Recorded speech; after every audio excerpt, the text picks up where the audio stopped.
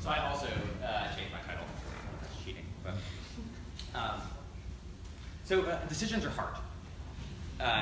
There's lots of reasons why that's true, but one that stands out is that there's just so many things you can do. So imagine you're deciding where to take a date for dinner. If you're feeling fancy, maybe you could try L'Espalier. Feeling low-key, maybe Felipe's. Or you could try one of the other 8,000 restaurants in Boston. But why stop there? I mean, in principle, you could also take your date hunting and catch your food, or find your dinner at a dumpster, right? Or steal it from the work refrigerator. Right? The set of things you could do is just unbounded. And if you think about it, this is true for almost every decision you make in real life. And yet somehow, people are able to make these decisions quickly and effectively all the time. How? So one reason that I was drawn to this question is that the kind of two standard contemporary approaches to decision making both really struggle to answer it. So some technical terms here. Sometimes people are really smart. They build an internal model of the consequences of their actions. So you might think, well, if I bring her to Felipe's, maybe she won't think I'm classy, but maybe she likes down-to-earth guys. I really don't want to spend the money, but I am getting a raise soon, and so on. And by planning over that internal model, you can compute an expected value of each option and choose accordingly. So I'm going to refer to this as planning. But other times, people kind of just do what worked well in the past. So for example, maybe every time I went to Felipe's before, good things happened. And so I just come to associate Felipe's with positive value. But every time I stole from the work refrigerator, my lab mates yelled at me, this is too real. So I come to associate that with a negative value, right? And critically, we know that people kind of automatically compute these running averages of how good all their options have been in the past over their experience. And so when it comes to time to make a decision in the present, I could just rely on these, right, and just choose the one that worked best in the past. So I'm going to call this acting out of habit. And these two approaches form two ends of a continuum. So planning is super accurate because it kind of flexibly incorporates everything you know about the world. But it's really costly, it's really hard to do, it's slow. The other habit can be inaccurate because the world changes, right? But it's really easy because everything it needs was already pre-computed before the time of the decision, those running averages of how good all your options have been before. And so it's really quick. So these two approaches have traditionally been viewed as opposing, right? It's kind of either or. But when you have to choose between this many options, they both kind of start breaking down in their own way. So planning over this many options is just totally intractable. It would take you the rest of your life. And habits are tractable, but they start degrading quickly when there are this many options. So just to kind of show you that, I ran some rough simulations where I had a habit model make decisions with either 10 options or 1,000 options. And this is not definitive, a lot of this depends on the parameters here, but just to show you what it looks like. So when there are 10 options, the habit model gets around, in this case, around 3/4 of the best possible score it could have gotten. When there are 1,000 options, that drops to below 50%, and it keeps dropping from there. And roughly this happens just because there's so many more things that can change now. So it seems like we can do better than this.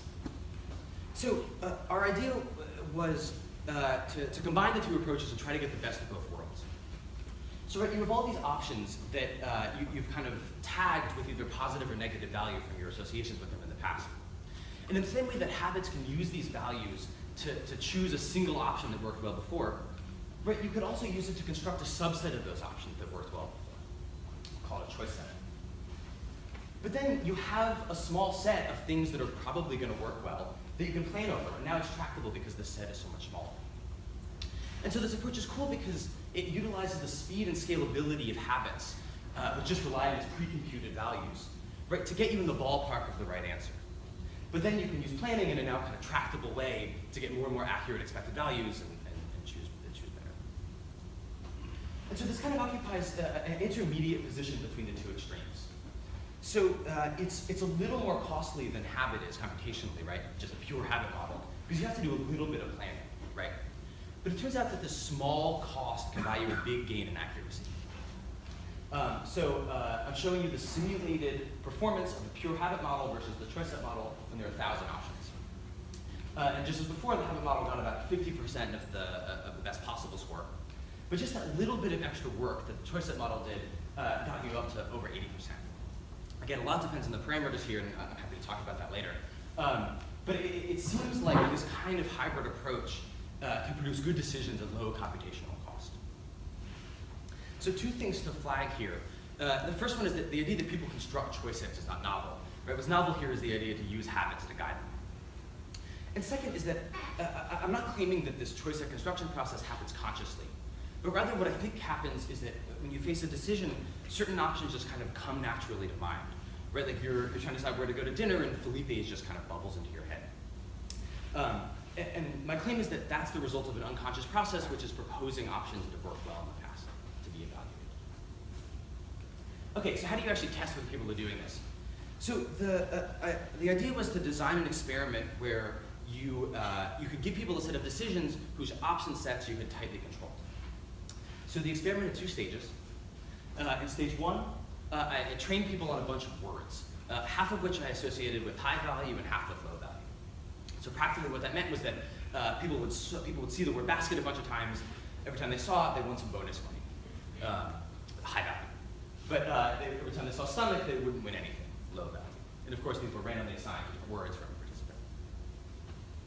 So then in stage two, what I did was I gave people a series of decisions like the following.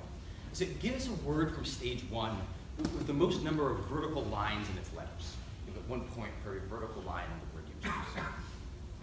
So this is a decision whose option set, right, is the set of words from stage one. And it's clear how to compute the value of those options, right? You just count the number of vertical lines.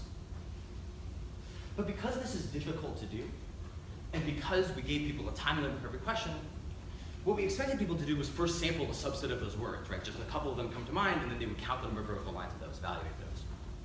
But because we think that this choice set construction process is guided by habit, we predicted that people would be more likely to include words in this choice set that were good in stage one. Even though, in this case, the stage one values and the stage two values were totally uncorrelated. We made sure people do that. Okay, so what's cool about this is that if people are doing this, you'll see a unique behavioral fingerprint. So if people were just planning, i.e. just counting the number of vertical lines in the words, what you would see is a main effect of stage two value on their word choice, which means that they'll just be more likely to choose words that have more vertical lines in them. If people were just acting out of habit, what you would see is a main effect of stage one value on word choice, i.e. they're just more likely to choose words that had a high stage one value. But if people are using choice sets in this way, what you'll see is an interaction between the two. And the way to think about this is that increasing the stage one value of a word, which makes the word more likely to enter your choice set, is only effective in influencing choice when the word also hit a high stage two value. Right? Because otherwise it wouldn't get, even if it's in a choice set, it wouldn't get chosen out of the choice set, it wouldn't get selected. Hence the interaction. And this is what you find. So I'm showing you the probability of people choosing a word as a function of its stage one value and its stage two value. And so you can see that people are more likely to choose words that were good in stage one, specifically when the word was also good in stage two. So you get the interaction of the choice model predicts. So a big caveat here is that when you actually run the analysis, this is only marginal interaction at 0.06. So take this with a grain of salt, we're planning a replication. But there's two other analyses we ran that suggest that the result is real. So in the first one, what we did was we had built these kind of formal mathematical models of the three different mechanisms. That's how I did the simulations earlier. And with these models, you can ask, what's the probability that each of these mechanisms would have produced the data that we saw? This is just a kind of standard model thing. And so using these model comparison techniques, what you find is that the choice set model, at least out of the ones we tested, is overwhelmingly most likely to have produced the data. And so then we zoom in on this choice set model, and what you can do is fit a parameter to each participant that captures how strongly their choice sets were influenced by stage one value. And so I'm showing you a histogram of those parameters. And you can see that about half of people were influenced by stage one value in making their choice sets in a kind of non-trivial way. And this distribution is significantly greater than 0. So it seems like people are constructing choice sets in this kind of habit-guided way. So how do people make decisions when there are this many options? Well, we've kind of provided one possible answer, right? It seems like constructing choice sets guided by habit and then planning over them can get you, make good decisions at low computational cost. And we have some behavioral evidence that people seem to actually be doing this. And I think this is a small step towards understanding how we actually make decisions of real-world complexity. But I think it also suggests something broader about the nature of cognition. So you can kind of think of habits as a type of, it's like a kind of heuristic mechanism in decision making. And habits and other heuristics are often viewed as alternatives, right? Potentially useful alternatives, but still alternatives to more complex processes. I think a growing body of evidence suggests that habits actually are kind of deeply integrated with and support those processes. So habits support reasoning by controlling what information gets loaded into working memory.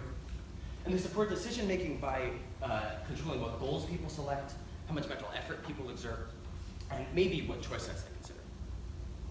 And so I think this suggests that rather than just being viewed as alternatives to these more complex processes, we should think of habits and heuristics as kind of deeply integral to them, a way of making them tractable. Thanks.